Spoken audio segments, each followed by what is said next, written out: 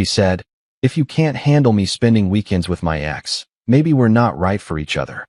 I replied, you're spot on. Then I accepted the job transfer to Singapore I'd been turning down for her. When she texted, what's your weekend like? I sent a selfie from Changi Airport.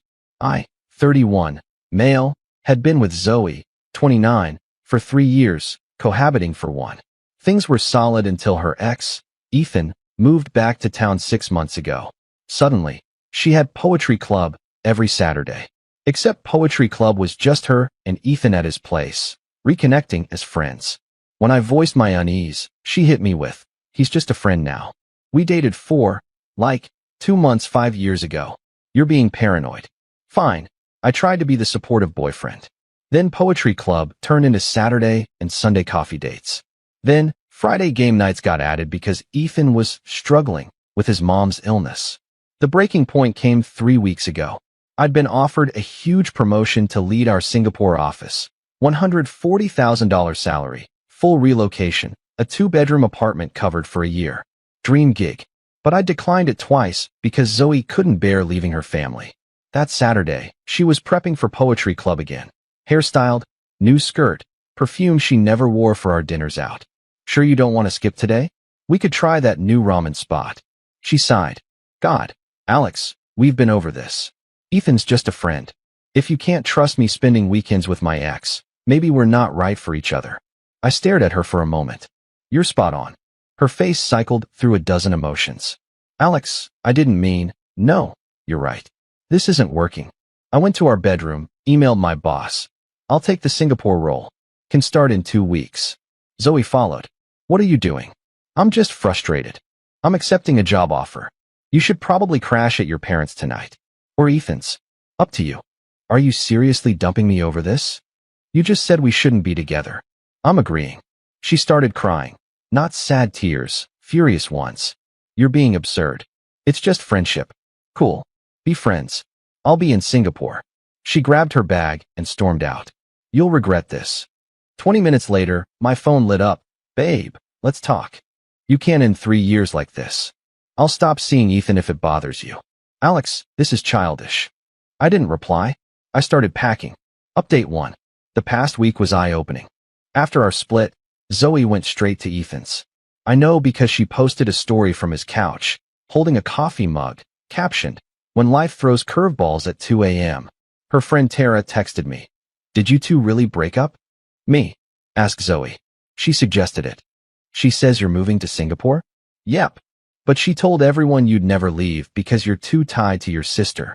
My sister lives in California. I see her once a year. Meanwhile, I was busy, gave my 2 weeks notice, shipped stuff to Singapore, found someone to take over my lease. The company handled everything. Movers, flights, temporary housing. Zoe tried to swing by the apartment while I was packing. I'd already changed the locks. She wasn't on the lease, just stayed over so often she practically lived there.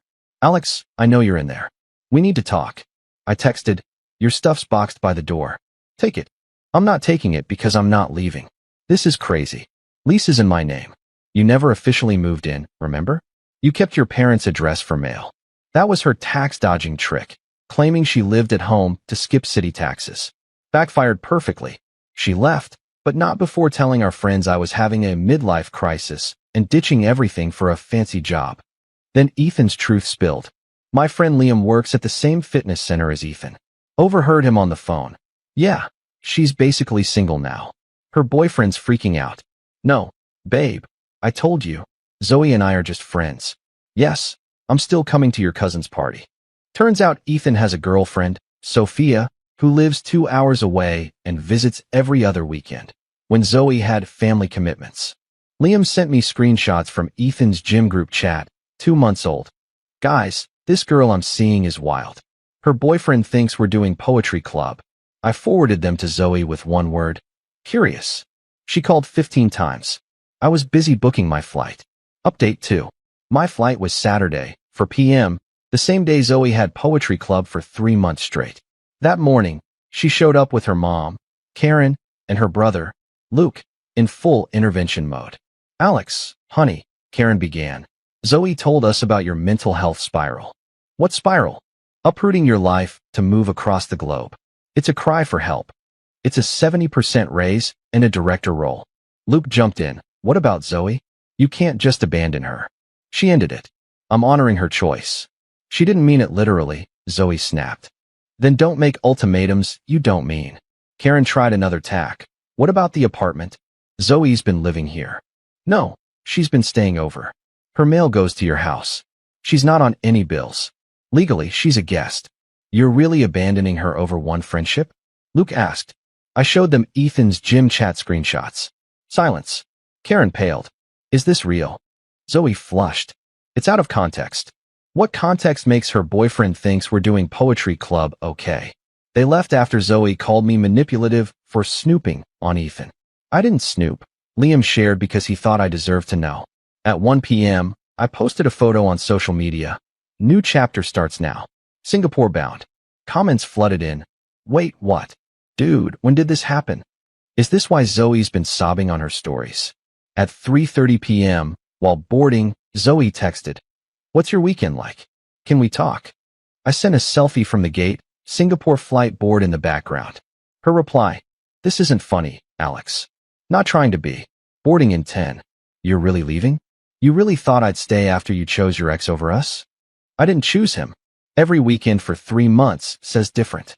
I'm coming to the airport. I'm through security.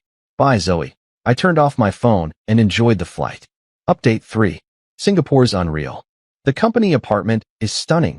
Glass walls, city skyline view, steps from the office. My new team's sharp, and I'm actually excited about work for the first time in ages. But the drama didn't stop. Zoe went wild online, posting a rant about how I ditched her without warning, refused to fix our relationship, and chose a paycheck over love. The comments weren't kind. Didn't you dump him for Ethan? Girl, you were at Ethan's every weekend. Team Alex. She deleted it fast. Then the real bomb dropped. Sophia, Ethan's girlfriend, messaged me online. Hey, I'm Ethan's girlfriend. Or was. Saw your ex's posts about you moving to Singapore. Ethan said she was obsessed with him. That's not true, is it? I sent her everything. Poetry club lies, gym chat screenshots, the timeline. She was crushed, but thankful. Then she sent me Ethan's text to her. Zoe's just lonely because her boyfriend's always working. She needs a friend. She's cute, but nothing like you, babe. Her boyfriend's a nobody, probably makes $50K in tech. I made $75K. Now I make $140K. Nice try, Ethan. Sophia dumped him publicly, posting the screenshots with hashtags like #cheater and #poetryclubfail. Ethan called me from 3 numbers. Bro, control your girl. She's ruining me. Not my girl, not my problem. This is between me and Zoe. You had no right to sleep with my girlfriend every weekend. We didn't. Don't care, Ethan. I'm in Singapore. Handle your mess. He blamed Zoe for seducing him. Zoe blamed Ethan for manipulating her. They're perfect for each other. Update 4. Zoe pulled a wild card. She flew to Singapore. Showed up at my office building. Security blocked her. Thank God for corporate gatekeepers. She waited outside for 4 hours until I left for lunch. Alex, we need to talk. How'd you find me? Tara follows your coworker online. Saw the building in his posts. Stalker-level dedication. Zoe, you can't be here. I flew 9,000 miles. You owe me coffee. Against my instincts, I agreed. 1 coffee, public spot. She looked rough. Hair messy. No makeup. Same hoodie from her stories all week. I messed up, she started. Which part? The ultimatum? The Ethan lies. All of it. I thought I could have both, that you'd always stay. Why would you think that? Because you always did. You never pushed back, never called me out. You thought I was a pushover. She cried. That's not. Alex, you told everyone you'd never leave because you're too close to your sister. You lied about poetry club for months. You slept with Ethan while I turned down my dream job for you. It was only twice. Oh, just twice? Totally fine then. It didn't mean anything. Neither did our relationship, apparently. She showed her phone. I've changed. Blocked Ethan. Started therapy. I'm fixing myself. Good for you. But I'm done. You've been here a month. You can't be over me. I was over you the second you said we shouldn't be together. Then she played her desperate card. I'm pregnant. I laughed. No, you're not. How do you? We haven't slept together in 2 months. You were always exhausted after poetry club. Unless it's Ethan's. Her face fell. I'm not pregnant. I just needed you to care. I cared for 3 years. You didn't notice until I stopped. She flew back that night, texting, I'll wait for you, however long it takes. I blocked her. Update 5. Zoe's waiting lasted 2 weeks. She's now dating her yoga instructor, Liam, posting about how the right person finds you when you're healing, and sometimes your soulmate's been at the studio all along. Tara spilled the tea. She's practically moved into his place after 3 weeks. Patterns repeat. Then Ethan hit me up on LinkedIn. Heard you're thriving in Singapore. Got a job offer there myself. Let's grab a drink, clear things up. This guy thought we'd be pals. No thanks. Good luck. Come on. Bro, let it go. You're the problem, Ethan. Zoe meant nothing to you. He took the job anyway, and guess what? His apartment's in my building, company housing deal. I ran into him in the lobby, second week, with a girl, not Sophia, who looked barely 20. Alex, bro, meet Lily. Lily, my friend Alex. We're not friends, Ethan. Lily looked puzzled. Ethan flushed. Don't be like that. We're neighbors. I'm moving soon. I wasn't, but he didn't need to know. Lily looked him up that night, found Sophia's tagged posts, and dumped him in the building's group chat by mistake. Ethan, you're the poetry club cheater. Done. 200 residents saw it. Security now calls him Poetry Guy. Final update.